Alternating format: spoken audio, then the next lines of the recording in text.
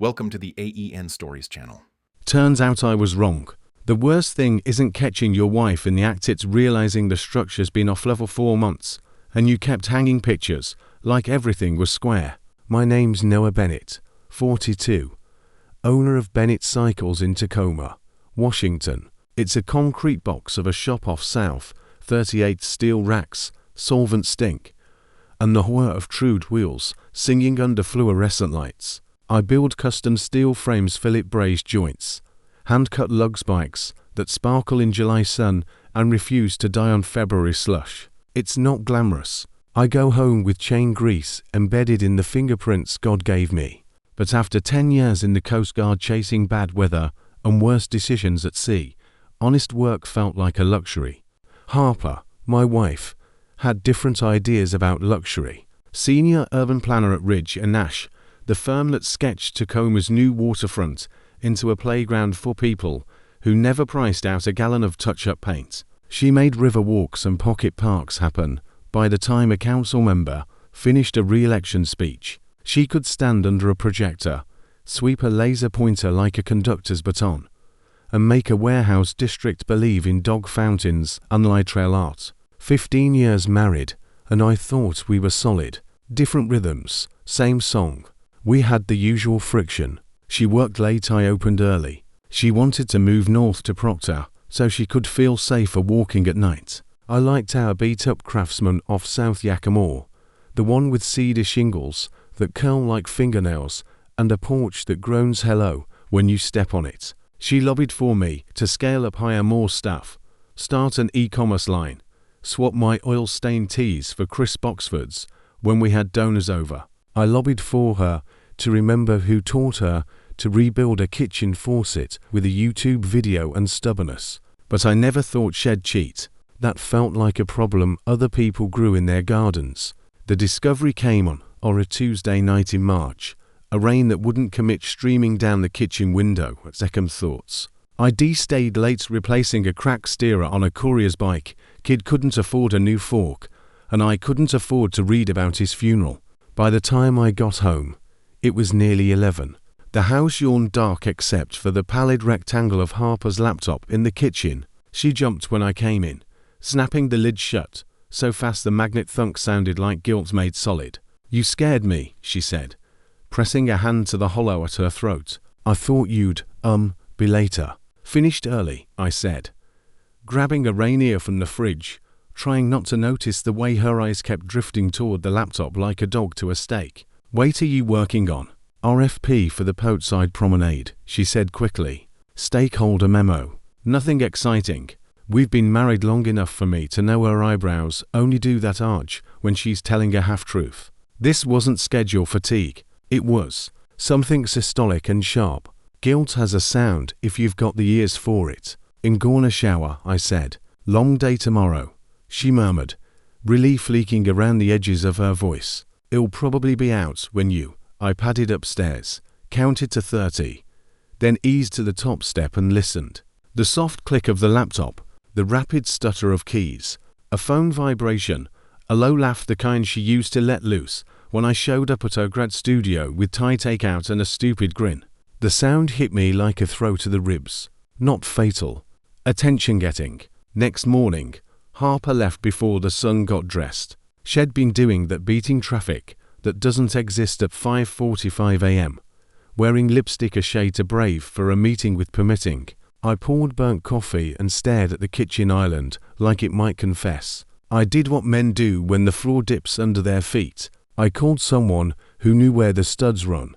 Ray Garcia was Coast Guard with me, electronics tech, who could talk to a radar unit the way my mother prayed to saints. Now he ran a boutique cybersecurity shop north of town, mostly corporate pen tests for tech firms that kept putting their servers in closets next to space heaters. I hadn't seen him since we rebuilt his Holly and drank warm beer on a Thursday like we were 25 again.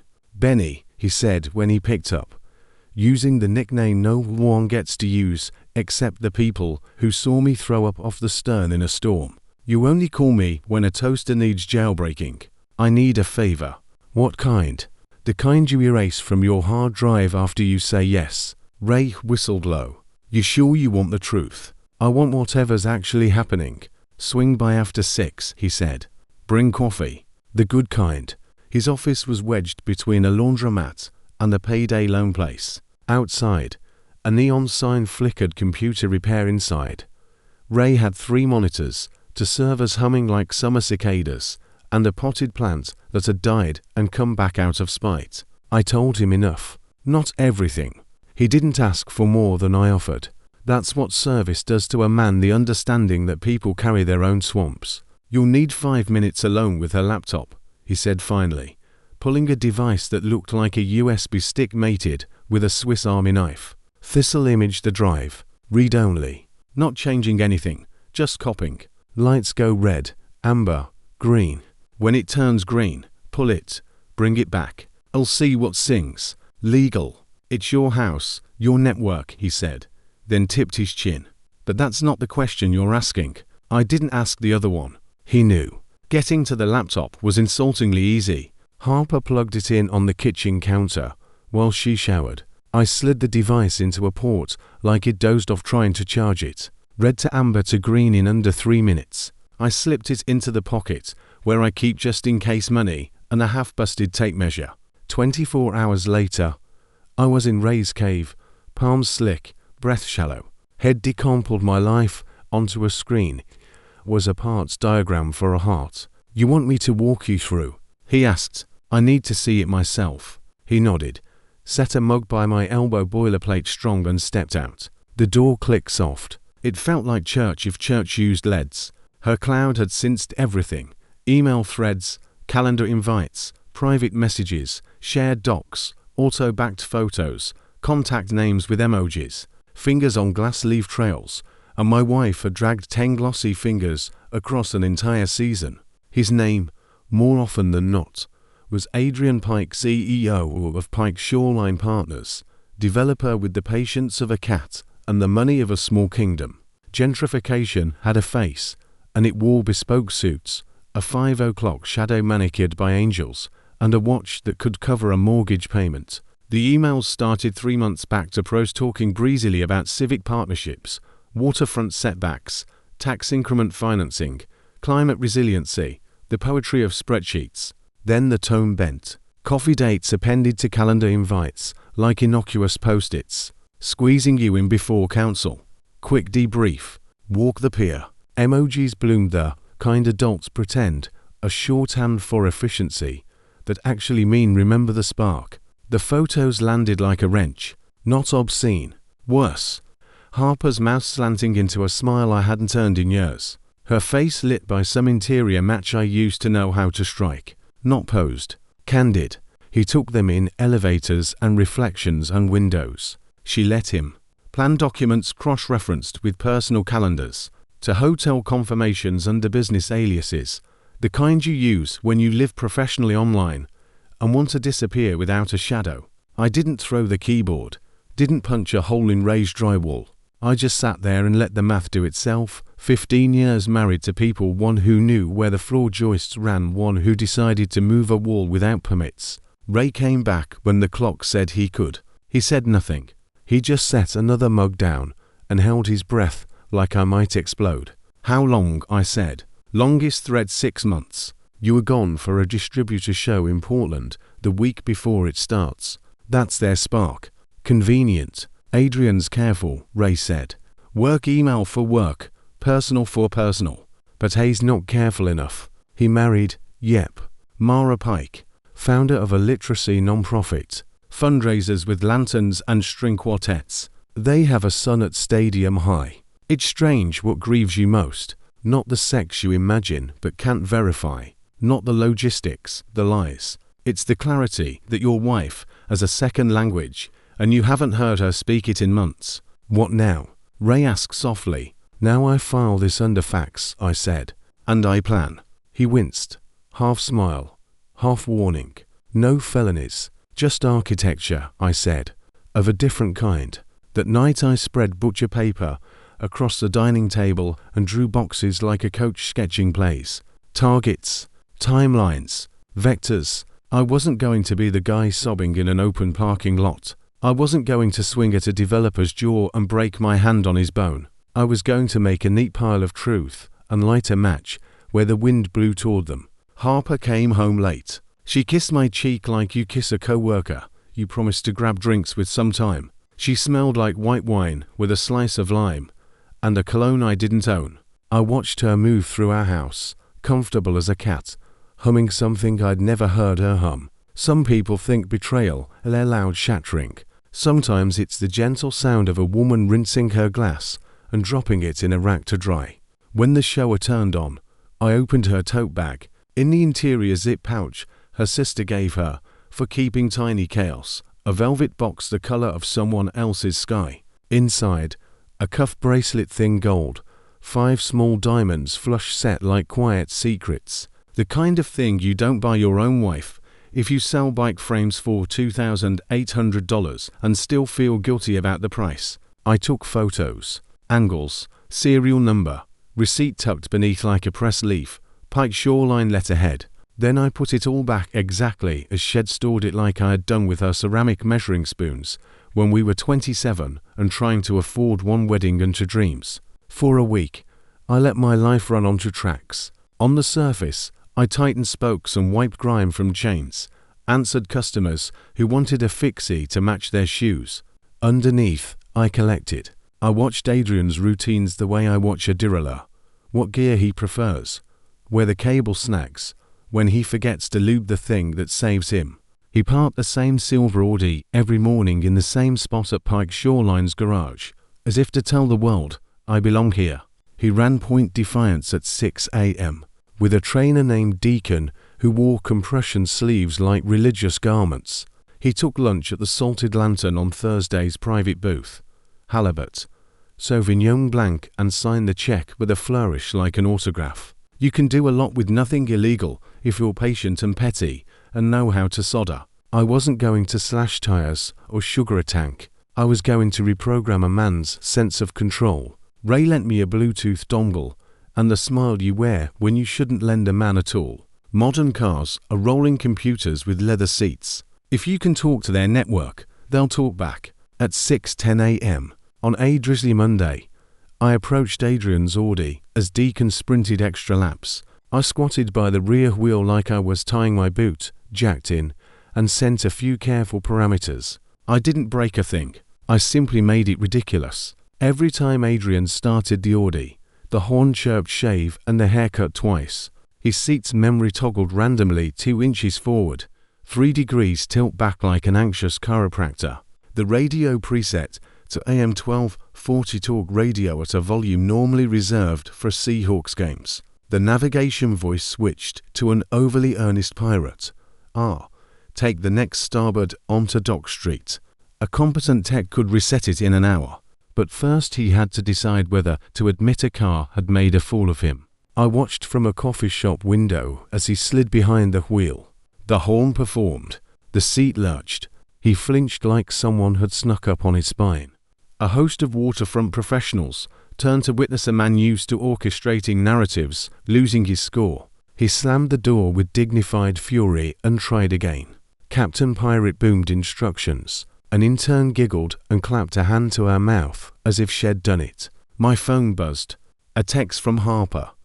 Did you see anything about the Audi bug? Public relations instincts fire first. I wrote. Must be gremlins. I poured the last of my coffee, watched Adrian grit his teeth into a smile, and understood something about men like him. You don't beat them with fists. You tighten one screw at a time until the cabinet door hangs loose and everyone hears the squeak.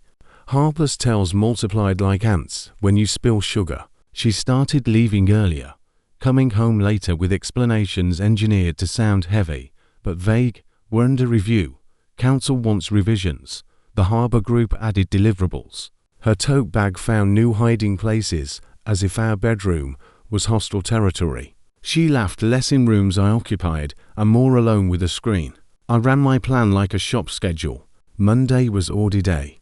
Wednesday balloons into Salted Lantern surprise. I called the restaurant. I'd like to schedule a delivery to Mr. Adrian Pike's regular booth. 5 dozen sunflowers, I said, cheerful as a nurse delivering bad news. They're his favorite. The receptionist said They didn't do deliveries to private booths. I said I was his wife's assistant and spelled out her last name slowly until she accepted the spell. The card, hand-lettered and fragrant, read, "Thank you for last night." I felt 29 again. Tess. There was no Tess in his orbit except a 22-year-old influencer who did one of those day in the life of a development intern reels for his firm last summer. It didn't matter whether anyone believed it. Ambiguity is acid.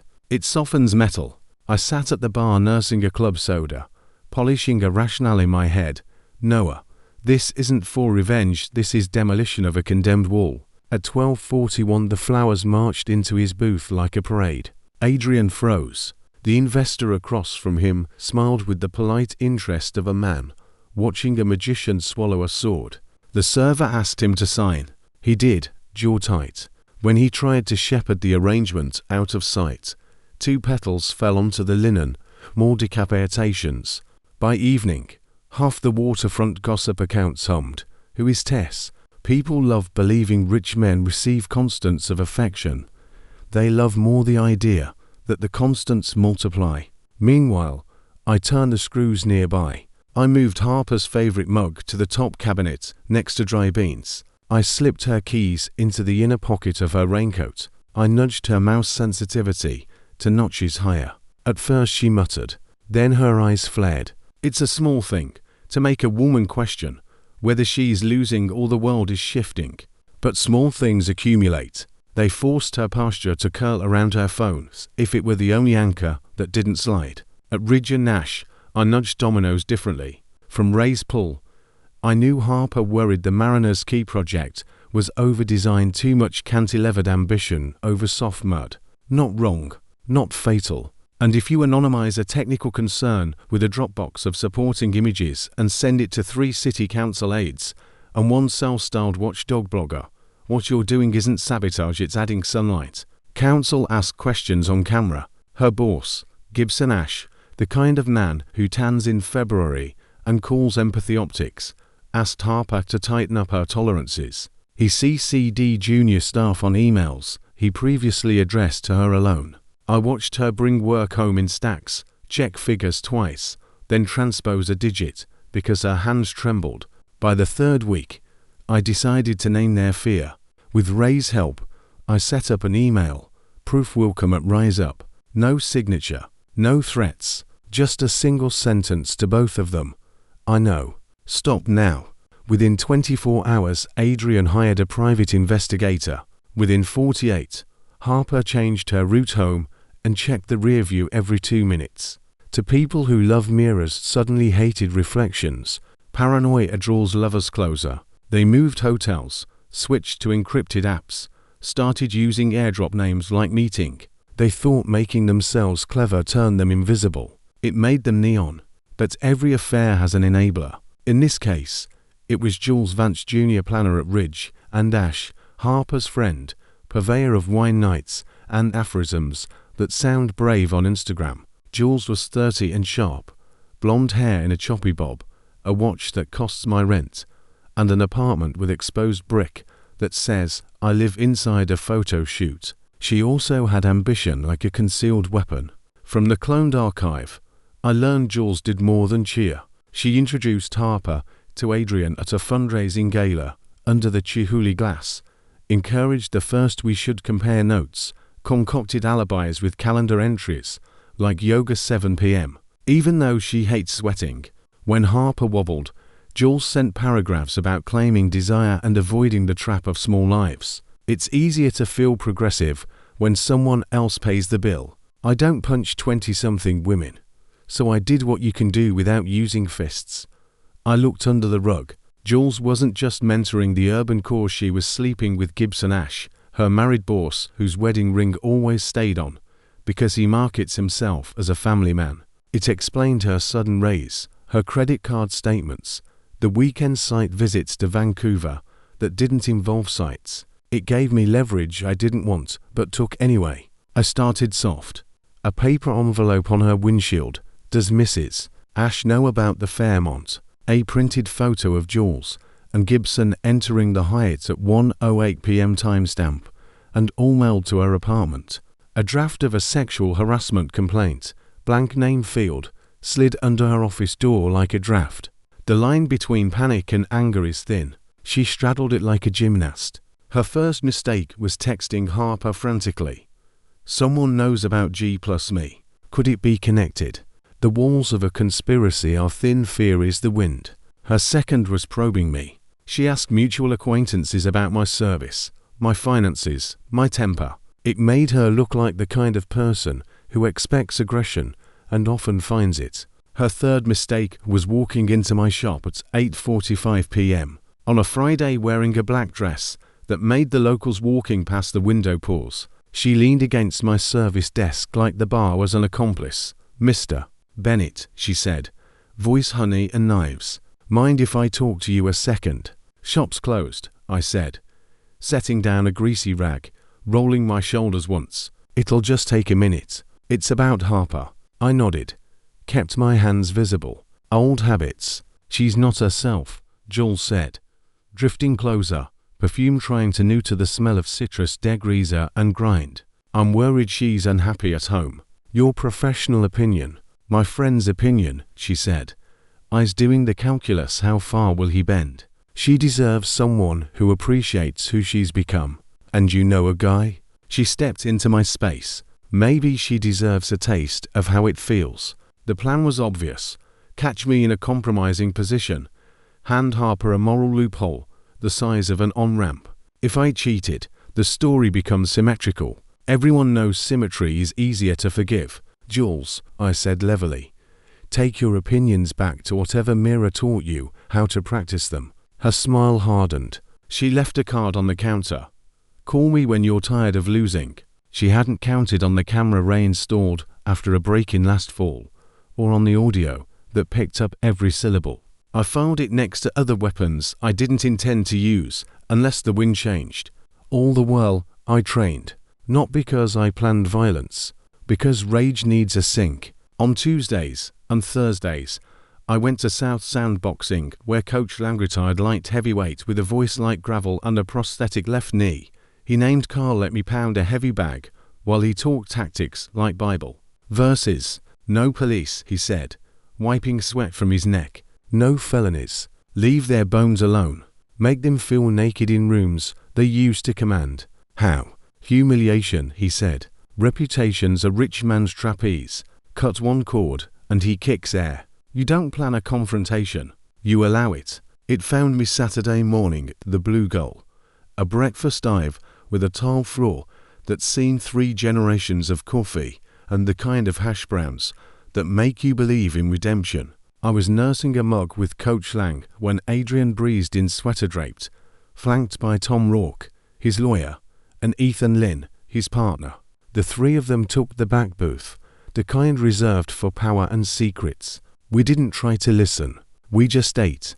But money speaks loud even when it whispers. "Someone's messing with me." Adrian hissed. "Audie. Flowers. Emails. It's targeted." "Any idea who?"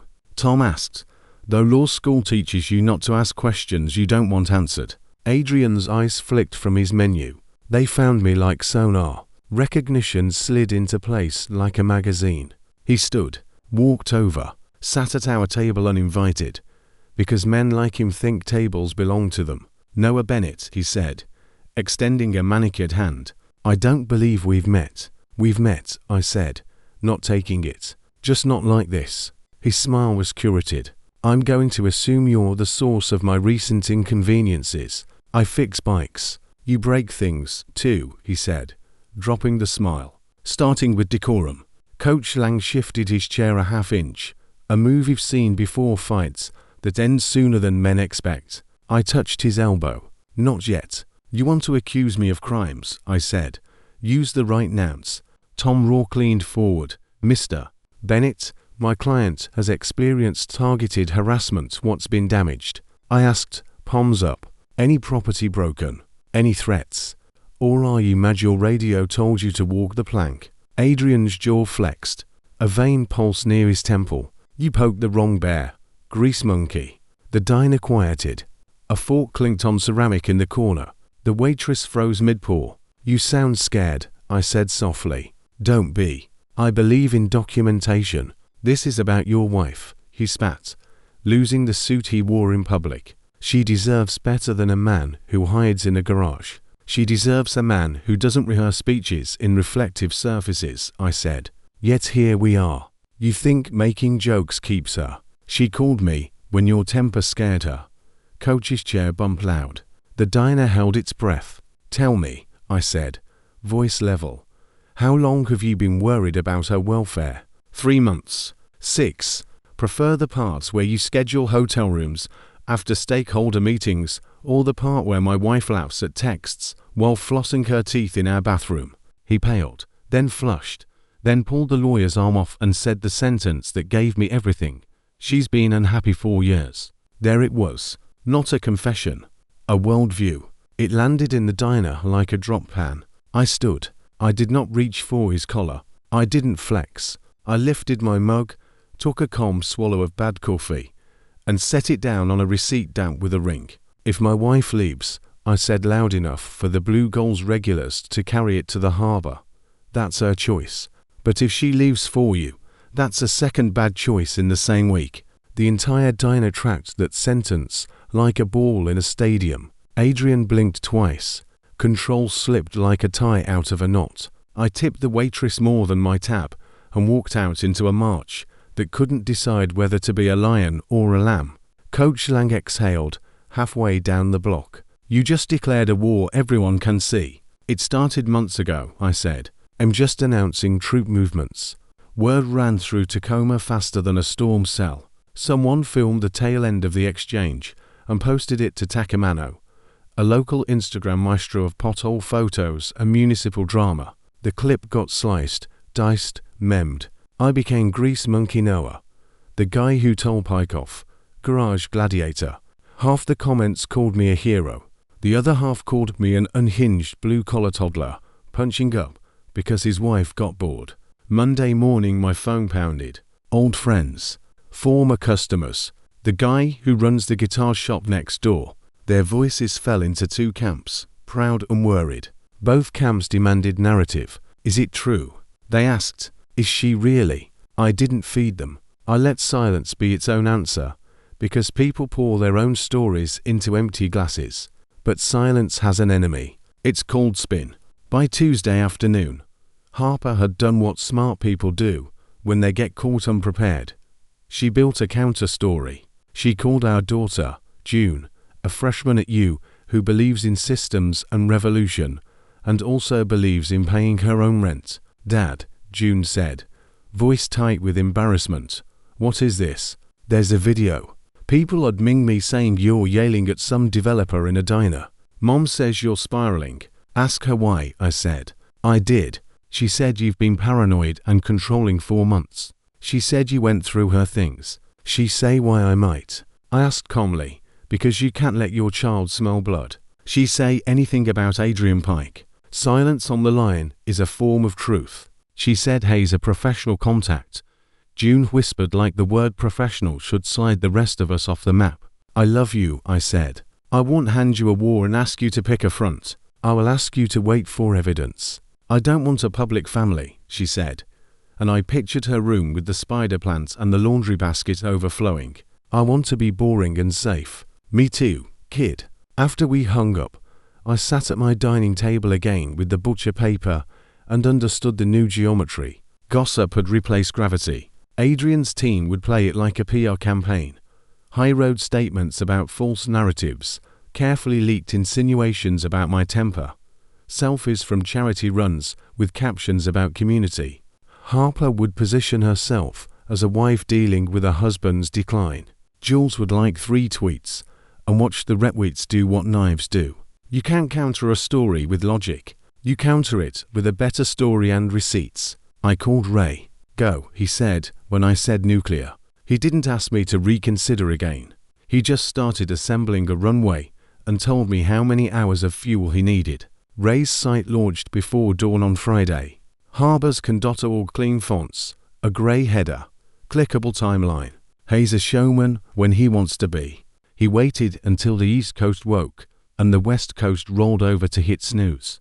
Then he fired the flare to every inbox that matters when you want a story to crawl across a landscape. Local reporters, a City Hall freelancer who lives on coffee and folios, urbanism bloggers who love when ethics and design bleed into each other, and 3 Twitter accounts that live for Seattle Tacoma scandal, materials, hotel confirmations with business aliases flagged and card last 4 digits cross-referenced to Adrian's expense account, a calendar of Mariner's quicheret spliced against messages that say 30 minutes before the committee room 804, the jewelry receipt with Pike Shoreline letterhead and a serial number. We ran past the manufacturer, photos of Harper that were not prurient but intimate enough to make the point.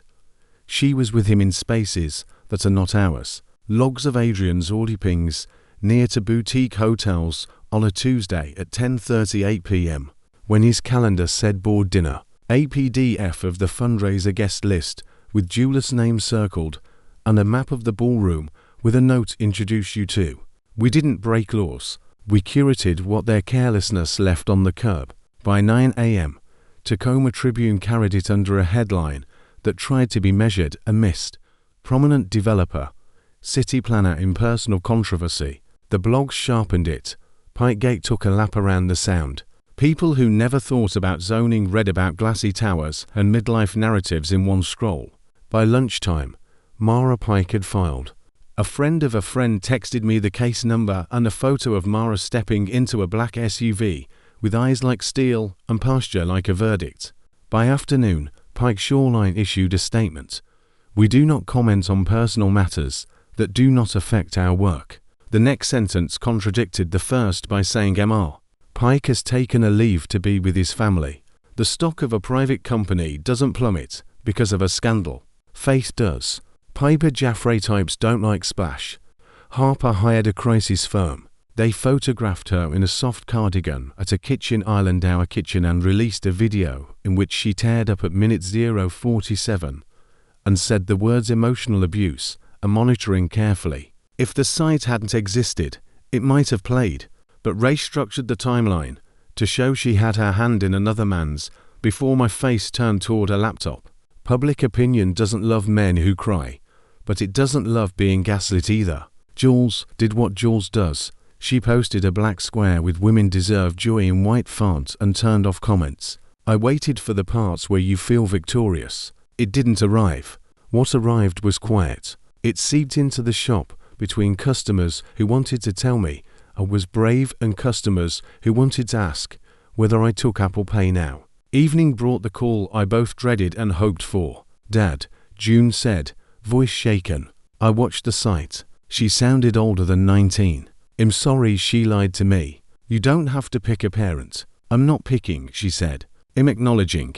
That's different. At midnight, I walked to the porch, sat on the top step, where the cedar shakes smell like wet history, and let rain pepper my sweatshirt, while my phone pulsed with strangers' opinions. Hero, psycho, king, child. I set it on the doormat like a dog, and watched a street lamp catch mist. The next week moved like the end of a movie sped up.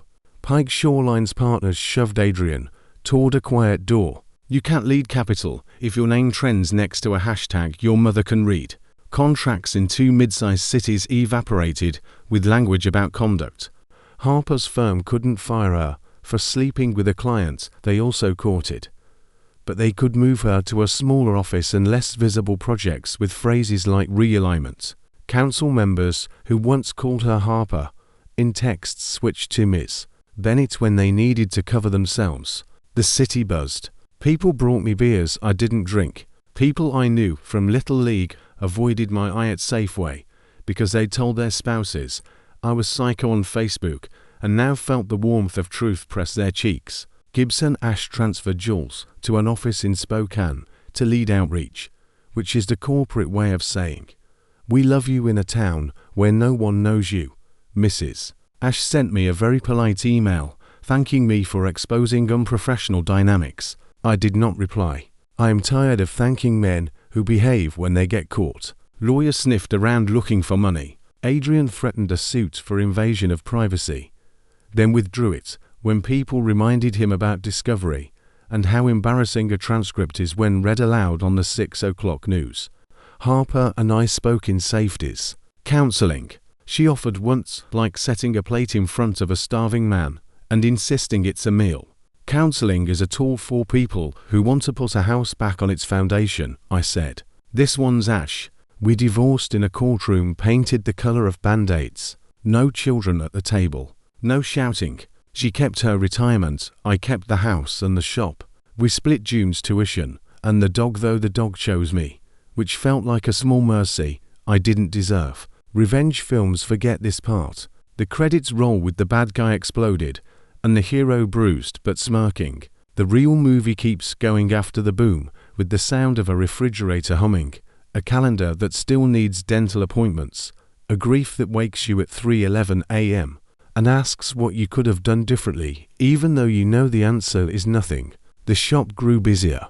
People drove from Olympia and Everett to say, "You're the guy who," and then asked whether I could restore a Schwinn Paramount from 1972 and have a department for legends. I hired Maya, a mechanic with forearms like cables and a laugh that scares men who treat her like a novelty. I hired Owen, 19 and anxious and gentle with bearings.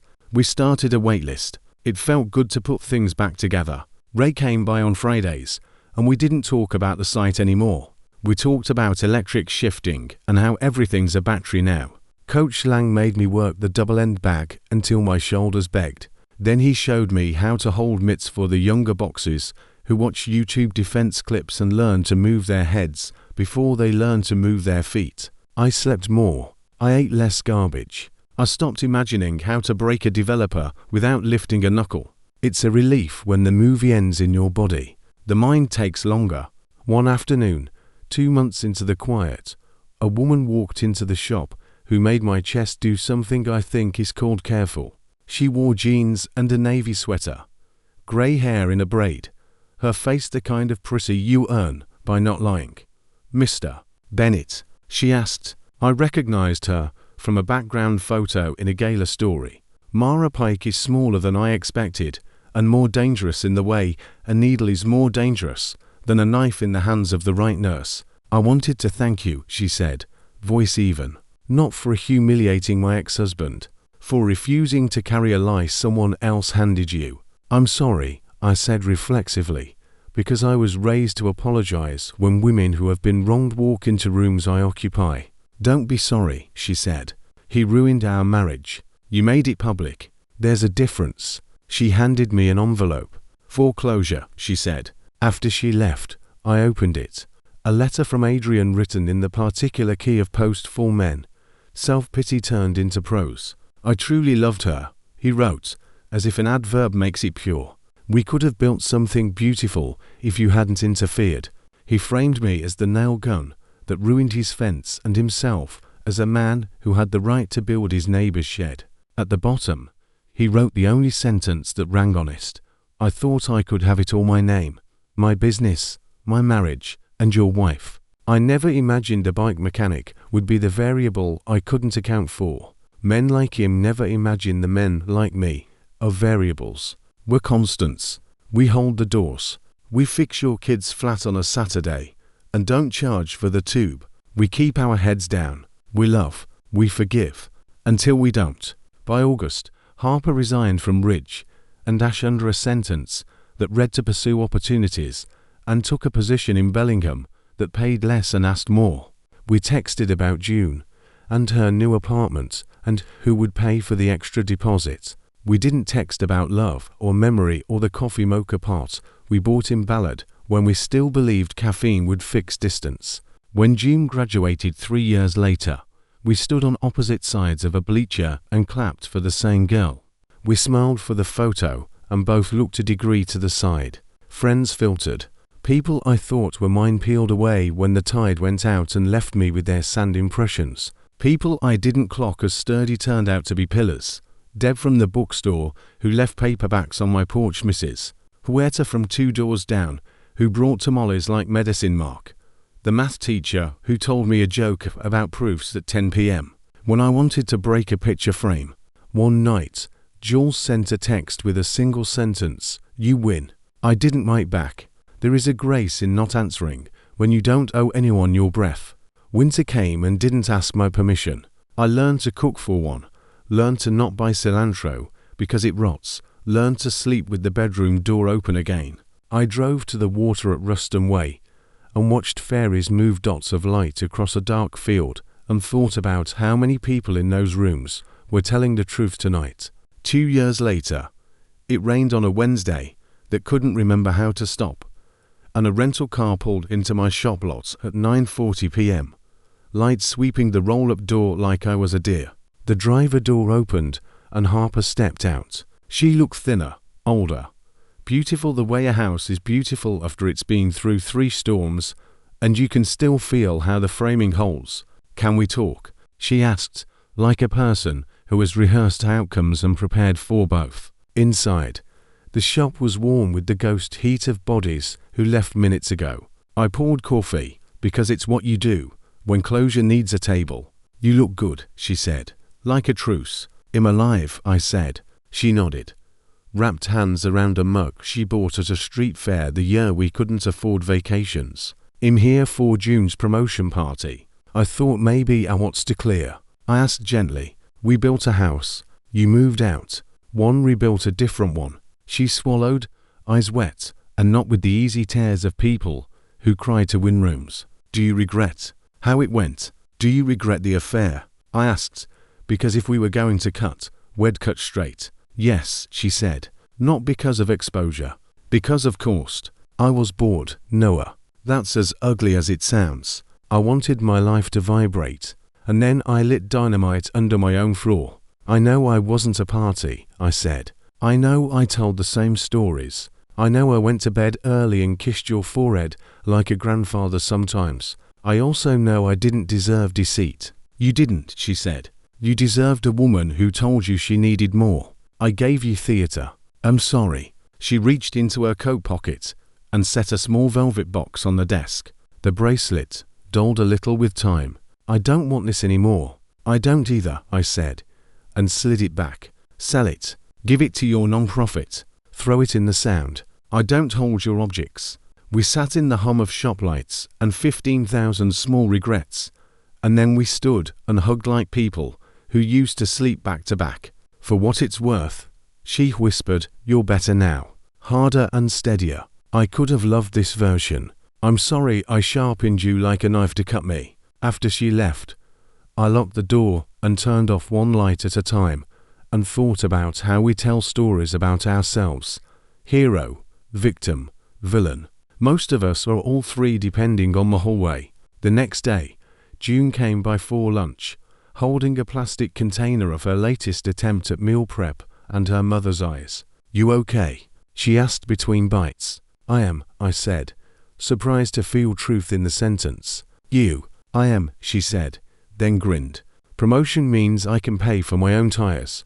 We stood out front eating cold tortellini while rain blessed the sidewalk.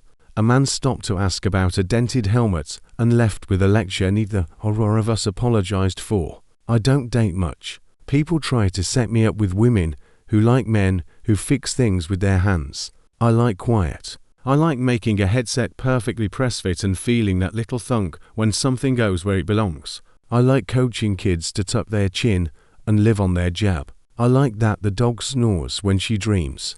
Sometimes I go to Point Defiance at dawn and run the 5 mile like I used to run to stay insane at sea. At the bend where the trees open to Puget Sound, I stop and breathe and forgive 1 extra inch. Not for Harper. For me. A body can only carry so much metal before it sets off alarms. People ask if he'd do it again. If he'd launch the site, disrupt the comm, light the match. Here is what I say. Truth is messy. Peace is expensive. I paid full price. I live with the guy who made the call. He's not always fun. He is, however, mine. One afternoon a guy called about a 1968 Massey that hadn't rolled in 20 years. "Can you bring it back?" he asked, breath held like he was asking whether dead only means unseen. If you made it this far, you know this isn't really a story about a developer or a planner or a guy with grease on his hands. It's a story about structure, what holds, what fails, What we do when a load-bearing wall cracks and the inspector inside us says, "You can't keep living in here." Maybe you're standing in your own kitchen, staring at a laptop's glow. Maybe your gut hums a note you don't want to name. Maybe you're the one who strayed, and you don't know how to tell the person who knows the shape of your shoulder that you let someone else memorize it. Here is what I learned in rooms I never wanted to enter. Document. Your memory will lie when your heart wants relief. Write down dates. Save emails. Clarity is a kindness you give your future self. Don't break bones you can't afford to fix. You can win without swinging. You can also lose everything because your fist felt holy. Narrative eats evidence for a breakfast. Tell yours carefully and with receipts. Decide your audience. Love is not a hall pass. It's a promise. If you need out, go out the door, not the window. Revenge tastes like copper. Relief comes later, quieter, not glorious. Choose which you can live with. Peace that asks you to swallow a lie, or truth that asks you to walk alone a while. You are not the thing done to you. You can be something else. It takes longer than you want and shorter than you fear. Thank you for reading all the way through Noah Bennett's mess and the rebuild that followed. If stories like this raw, human, a little bloody, a lot true speak to you, subscribe to End Stories. That's where we trade blueprints, love, loss, rebuilds the quiet ways people put the beams back in and hang a picture straight again. You'll read and you'll click keep these long, difficult builds going.